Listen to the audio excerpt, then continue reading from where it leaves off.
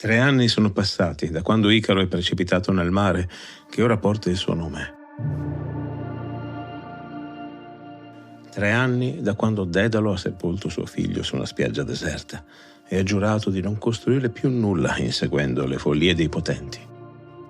In Sicilia, presso la corte del re Cocalo, l'architetto fuggitivo ha trovato una pace che non sperava più di conoscere.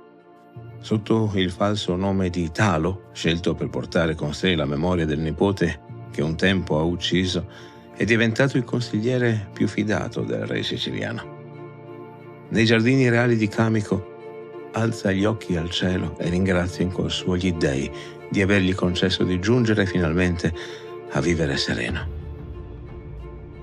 Non immagina che in quello stesso momento, all'orizzonte del mare siciliano, vele purpuree con il toro dorato di Creta si stanno avvicinando alla costa.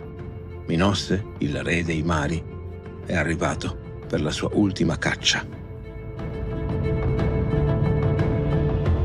Come narratore, mentre cominciavo a scrivere questa puntata, mi sono chiesto cosa avrei fatto al posto di Dedalo se fossi riuscito a fuggire dalla vendetta di un re potente come Minosse. La risposta, per quanto possa sembrare ovvia, non è banale. Mi sarei nascosto, avrei cambiato nome, avrei modificato il mio aspetto. È quello che fanno tutti i fuggiaschi, in ogni epoca, in ogni storia. E così ho immaginato che abbia fatto anche l'architetto più geniale dell'antichità. I miti ci raccontano spesso di eroi e di dei che si travestono per sfuggire al destino o per raggiungere i loro scopi. Seguendo questa tradizione millenaria mi sono permesso di colorare quei tasselli di questa storia che il tempo ha lasciato ingrigire, immaginando il Dedalo fuggiasco che diventa Talo, l'architetto di corte che si trasforma in un consigliere dall'aspetto dimesso. E in effetti questa, alla fine, è una delle magie più potenti del mito, permetterci di riempire con la nostra umanità gli spazi che le fonti antiche hanno lasciato aperti, rendendo eterni personaggi vissuti 3000 anni fa.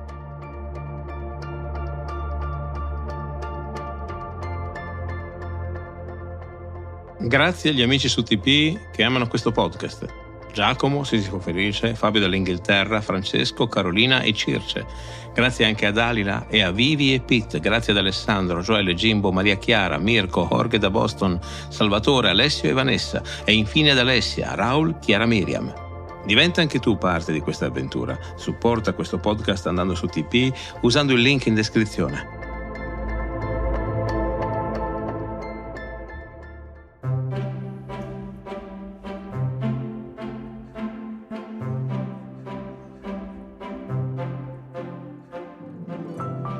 Questo che stai ascoltando è Mitologia, le meravigliose storie del mondo antico.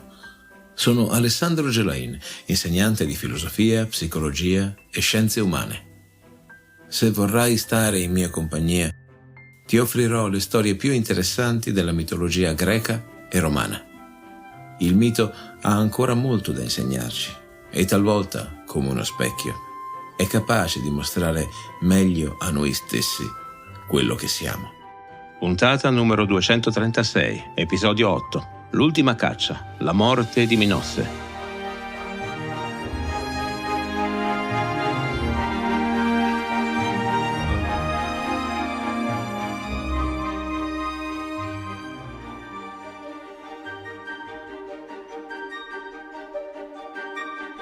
Una mattina di primavera, le sentinelle del palazzo di Camico vedono delle navi che si avvicinano dal mare. Riconoscono le insegne e corrono a riferirlo al re. Cocalo si lascia scappare un'espressione di sorpresa e carezzandosi la barba mormora tra sé: che visita inattesa! Cosa vorrà mai da me, re Minosse?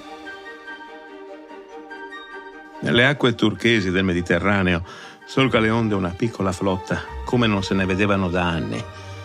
Non sono molte navi, giusto quelle necessarie per una missione diplomatica, ma sono le migliori della flotta cretese, riconoscibili dal toro dorato che splende sulle prue e dalle vele purpuree che il vento gonfia come ali di un rapace in caccia. Sul ponte di comando della nave ammiraglia sta un uomo che il tempo ha reso ancora più implacabile, Minosse, ai capelli ormai argentati, ma gli occhi conservano la stessa determinazione feroce di quando era giovane. Non è più il sovrano che costruiva imperi e dettava legge. Oggi è soltanto un uomo in cerca di vendetta. Ha perso tutto in una sola notte maledetta. Il figlio mostruoso ucciso da Teseo, la figlia Arianna fuggita con l'assassino, il simbolo del suo potere ridotto in cenere. E il colpevole di tutto questo ha un nome: Dedalo. Non si sa da quanti mesi Minosse naviga di porto in porto, di corte in corte, cercando tracce del fuggiasco. Ha interrogato re alleati, mercanti, pescatori, ha promesso oro e minacciato guerre, ma soprattutto ha escogitato un piano geniale per smascherare l'architetto ovunque si nasconda. Conoscendo l'ingegno di Dedalo, Minosse ha ideato una trappola perfetta. Con sé porta un oggetto apparentemente innocuo, una conchiglia di murex dalle spirali perfette che testimoniano la maestria della natura. In ogni porto dove approda proclama la stessa sfida. Chiunque riuscirà a far passare un filo sottile attraverso tutte le spirali di quella conchiglia e farlo uscire da un piccolo foro praticato nell'estremità più minuta riceverà un talento d'oro. È un enigma che solo un genio potrebbe risolvere, e nel Mediterraneo c'è solo un genio capace di tanto: Dedalo.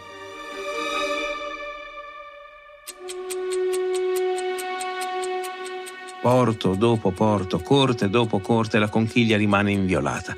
I saggi più grandi, gli artigiani più abili, i filosofi più sottili si cimentano con l'oggetto misterioso, ma il filo si intrica nelle curve, si lacera per la tensione o resta bloccato senza proseguire. Quando la flotta cretese compare all'orizzonte delle coste siciliane, presso quella che sarà poi chiamata Minoa in onore del re, gli abitanti corrono sulle spiagge. Non vedevano navi da guerra da generazioni.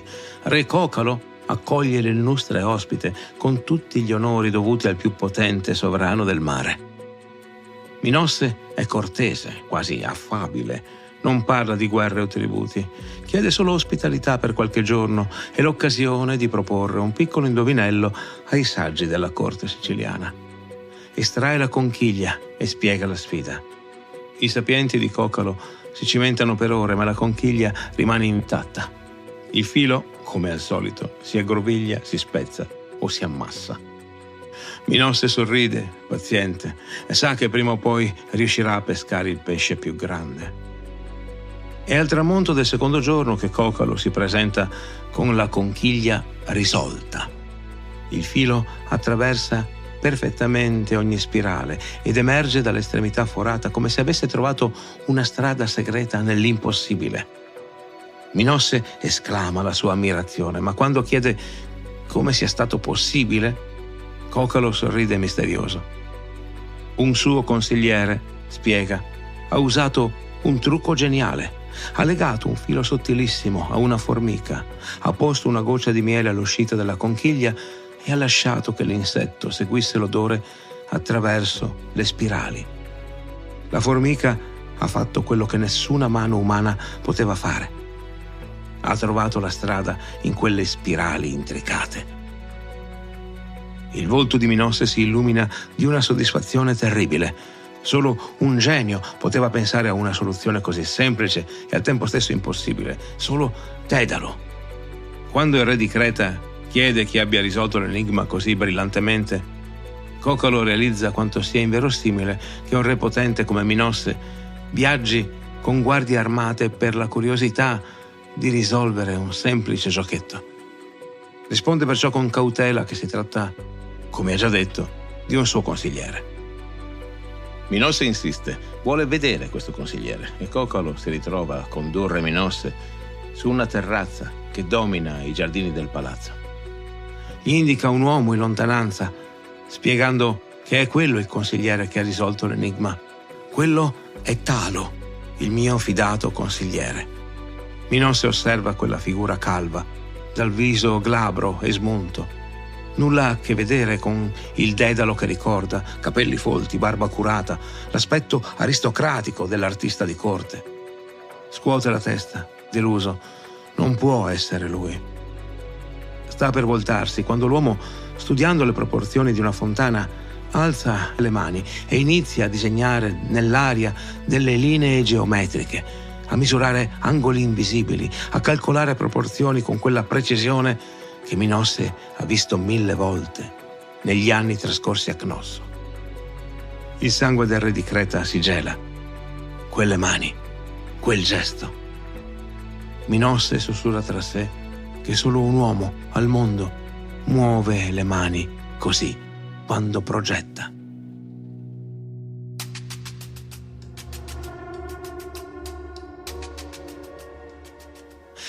Si volta verso Cocalo con il sorriso affabile di chi sa di avere scoperto un segreto.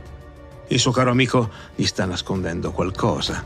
Quell'uomo laggiù non è un semplice consigliere chiamato Talo. È Dedalo di Atene, l'architetto che ha tradito la sua fiducia e causato la rovina della sua famiglia. Minosse però non svela subito le sue carte. Con nonchalance manifesta il suo interesse per quel consigliere così geniale. Vorrebbe averlo alla sua corte. Sarebbe il re di Camico disposto a cederglielo? Offre un prezzo generoso. Cocalo risponde che l'uomo non è in vendita, è un uomo libero e un suo amico. Minosse sorride, si sente come un gatto che ha intrappolato il topo. Tutti hanno un prezzo, non è vero? Che ne dice di 3 talenti d'oro? Il re siciliano tentenna, è una somma considerevole. 5 talenti, rilancia il re di Creta, e la sua voce tradisce ora una tensione che non riesce più a nascondere. Quando Cocalo continua a nicchiare, Minosse gioca la carta finale. 10 talenti d'oro, una fortuna con cui si potrebbe comprare un regno intero. È a quel punto che Cocalo ha la conferma ai suoi dubbi. Nessun re offrirebbe una cifra del genere per un semplice consigliere, per quanto geniale. Sotto c'è qualcosa di molto più grande di un capriccio. Il re siciliano chiede tempo per riflettere, vuole dormirci sopra. Darà una risposta il giorno seguente. Quella notte, nei sotterranei del palazzo di Camico, si tiene un conciliabolo segreto. Cocalo convoca l'uomo che conosce come Talo. Gli chiede senza preamboli di dirgli la verità. Cosa può mai volere da lui Minosse, re di Creta? A quel nome l'uomo sbianca, come se avesse visto un fantasma. Nessuno gli aveva detto che l'enigma della conchiglia era stato proposto proprio dal re di Creta. Aveva pensato fosse il vezzo di qualche aristocratico locale. Se lo avesse saputo, non l'avrebbe mai risolto. Chiede con voce rotta di essere portato alla sala del trono. Deve vedere l'ospite del palazzo. Nascosto dietro una tenda, l'uomo che un tempo si chiamava Dedalo spia l'ospite regale. Minosse siede nella sala d'onore del palazzo, pensieroso, guarda nel vuoto e sorride. È il sorriso del predatore che ha finalmente acciuffato la preda, del cacciatore che sta assaporando il momento prima del colpo finale. Dedalo si sente morire. Non riuscirà mai a liberarsi di quell'uomo. Minosse non smetterà mai di inseguirlo ora che sa che lui è vivo. Può cambiare nome, può cambiare aspetto, può nascondersi ai confini del mondo, ma quegli occhi lo ritroveranno sempre. Volge lo sguardo verso Cocalo, disperato. Nel silenzio di quella notte, senza bisogno di parole, entrambi capiscono che non c'è via d'uscita. Nel colloquio che segue, Dedalo confessa finalmente la sua vera identità a Cocalo. Il nome Talo non è casuale, è il nome del nipote che lui stesso ha ucciso ad Atene. Portare quel nome è il suo modo di fare penitenza, di tenere viva la memoria della sua colpa. Racconta brevemente la sua storia ormai famosa in tutto il Mediterraneo. L'esilio da Atene, gli anni a Creta come architetto di corte, la vacca per Pasifae, la costruzione del labirinto, l'aiuto a Teseo e Arianna alla fuga con le ali di cera che è costata la vita al suo figlio Icaro. Cocalo ascolta in silenzio. Ora capisce perché Minosse sia disposto a pagare qualsiasi prezzo per riaverlo. Non si tratta solo di un architetto fuggitivo, ma dell'uomo che ha reso possibile la distruzione del Minotauro e la fine del tributo di sangue ateniese. Minosse non accetterà un rifiuto. Se Cocalo non glielo consegna, tornerà con tutta la sua flotta e devasterà le coste siciliane. Ma se glielo consegna, Minosse lo ucciderà prima ancora di salpare dal porto. È in quel momento che le figlie di Cocalo entrano in questo consiglio segreto. Hanno sentito la conversazione e vogliono dire la loro.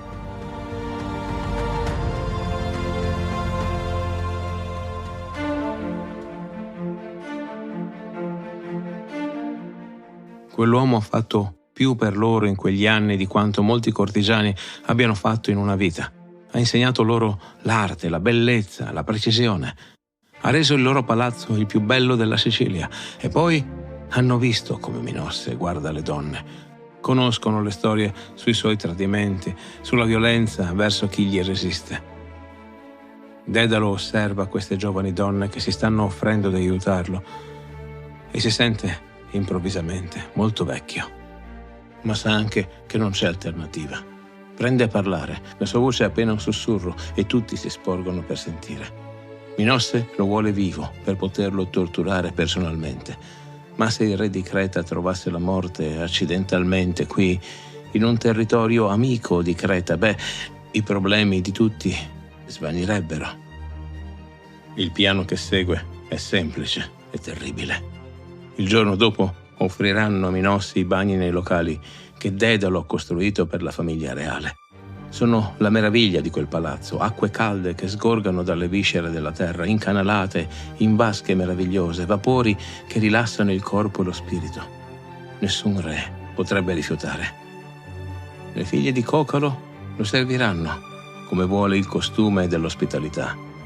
Ma invece di acqua tiepida, non finisce la frase.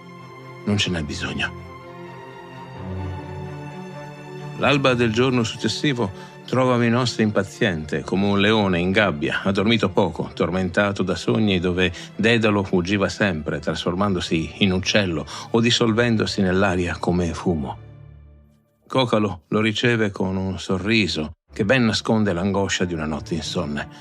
Comunica di aver riflettuto sull'offerta. Il consigliere che tanto desidera gli sarà consegnato al tramonto, ma prima vuole onorarlo come merita. I bagni del suo palazzo sono celebri in tutta la Sicilia. Gli chiede di concedergli l'onore di offrirgli un ristoro degno della sua grandezza. Minosse accetta. Dopo mesi di navigazione, l'idea di un bagno caldo in acque profumate lo attira irresistibilmente. E poi, fra poche ore, avrà Dedalo. Può permettersi qualche ora di riposo.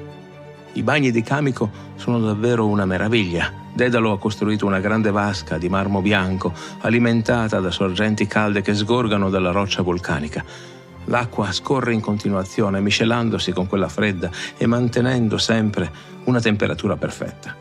I vapori che si alzano dalla superficie portano il profumo di erbe curative che crescono coltivate nelle profondità della terra. Minosse rimane affascinato dall'eleganza di quei bagni e si gira verso Cocalo e, indicando con una mano gli ambienti, con voce innocente chiede al re: «Opera del tuo famoso consigliere, immagino. Come dicevi che si chiama? Talo, vero?» Cocalo sente il sangue gelarglisi nelle vene, ma riesce solo ad annuire. Senza attendere altra conferma, Minosse volge le spalle al re e osserva di nuovo la vasca di marmo. «Talo», sussurra e sorride. Il re si spoglia, aiutato dai servi siciliani. Il suo corpo porta i segni di una vita di guerre e sovranità. Cicatrici di spada sul petto, muscoli ancora soti, nonostante l'età, la pelle abbronzata dal sole di 1000 navigazioni. Cocalo spiega che secondo il loro costume le sue figlie si prenderanno cura dell'ospite illustre. Sono addestrate nell'arte del servizio ai grandi della terra. Escono i servi ed entrano le figlie del re siciliano. Sono giovani e belle, vestite di bianco candido, come conviene a chi serve i bagni sacri. Portano anfore di terracotta, spugne di mare, oli profumati. Minosse le osserva con l'occhio esperto dell'uomo abituato a prendere quello che desidera. Pensa di stare a rimirare delle prede. Non sa che sta invece guardando le sue carnefici. Le giovani donne iniziano il loro servizio con gesti apparentemente innocui. Versano acqua sulle spalle del re, gli massaggiano i muscoli indolenziti dal viaggio, profumano l'aria con essenze rare.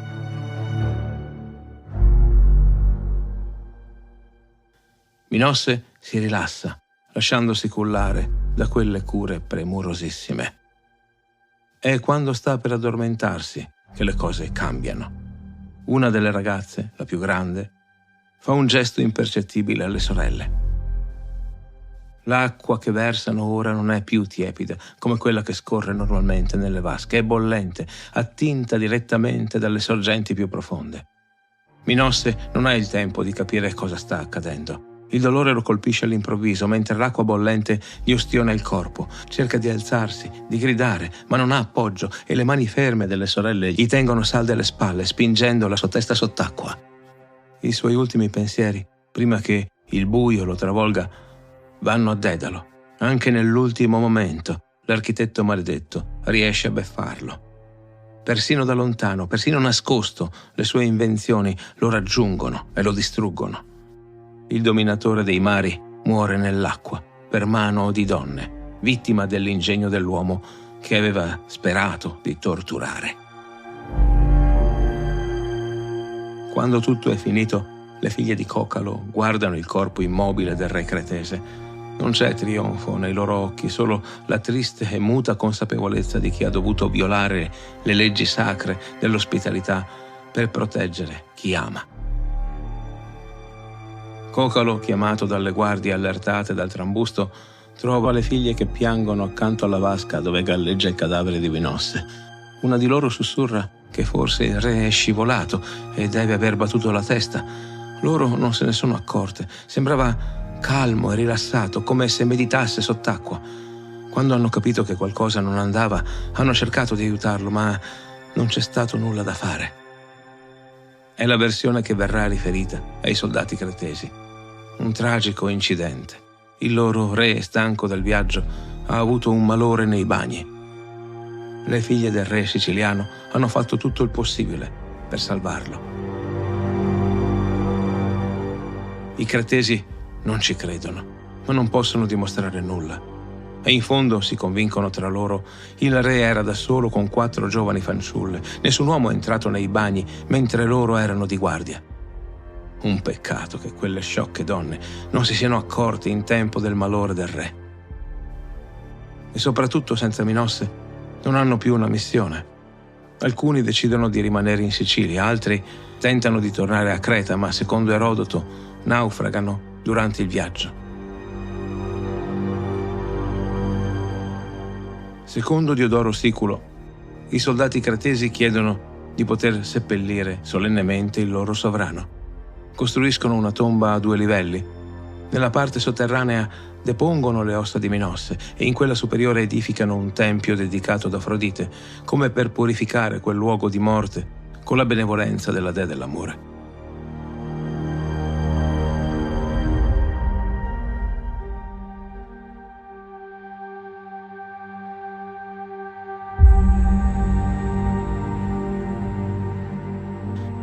La storia di Minosse continua nell'Ade.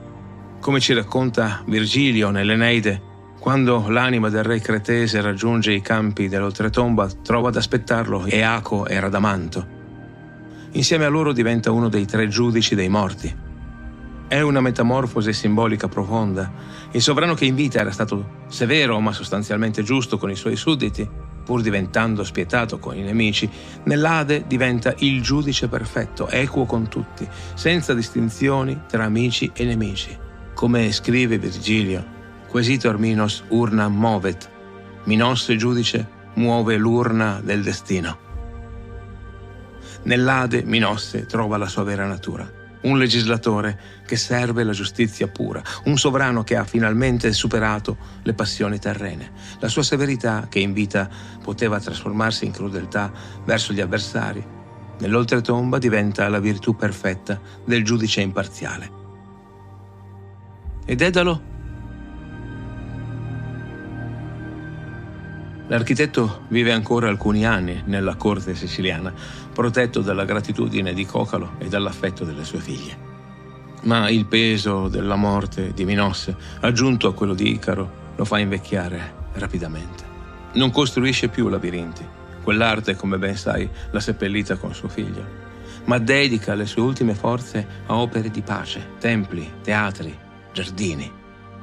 Secondo alcune fonti tardive, quando è ormai molto anziano, Dedalo accompagna Iolao, il nipote prediletto di Eracle, nella conquista della Sardegna. È il suo ultimo viaggio, l'ultimo servizio a una nuova generazione di eroi.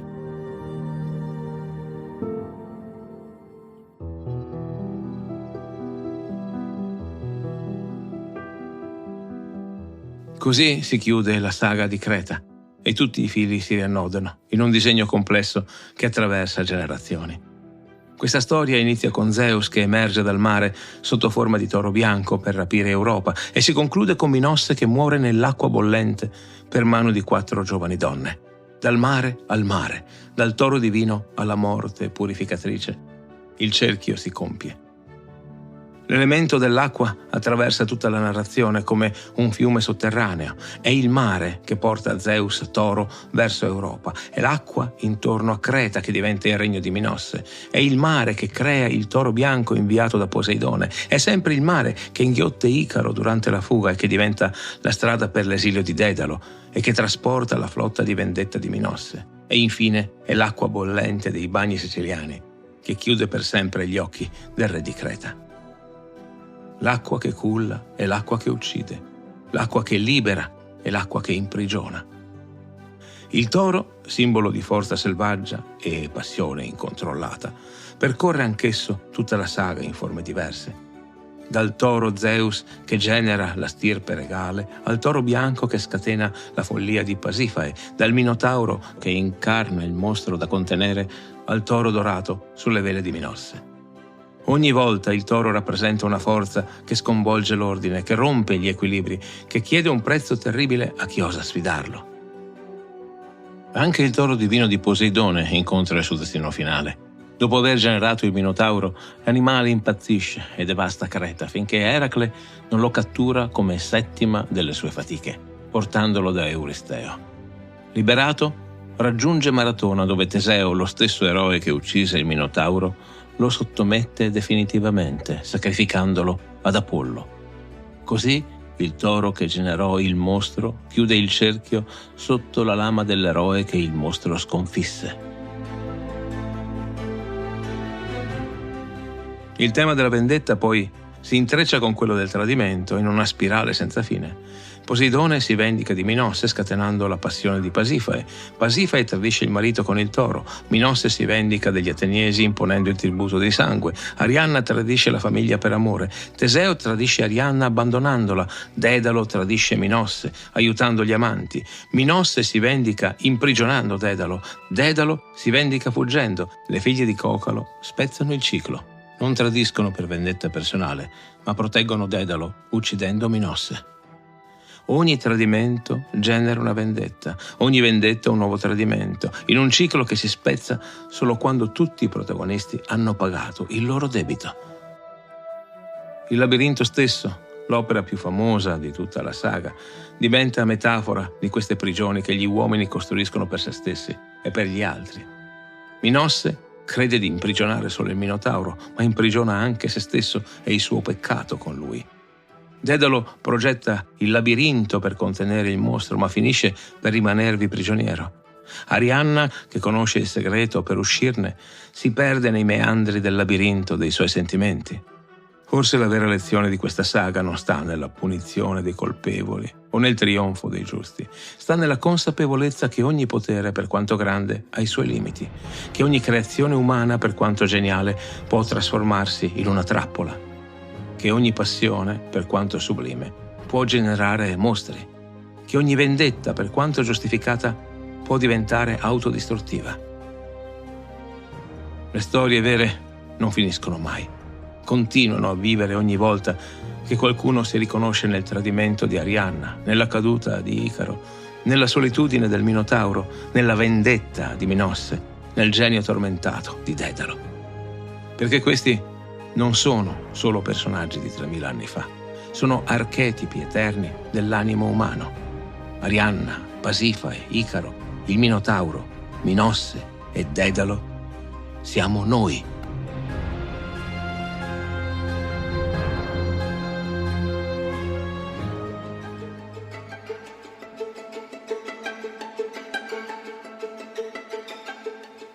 Con la morte di Minosse nelle acque bollenti di Sicilia si chiude non solo la saga di Creta, ma anche questa sesta stagione di mitologia.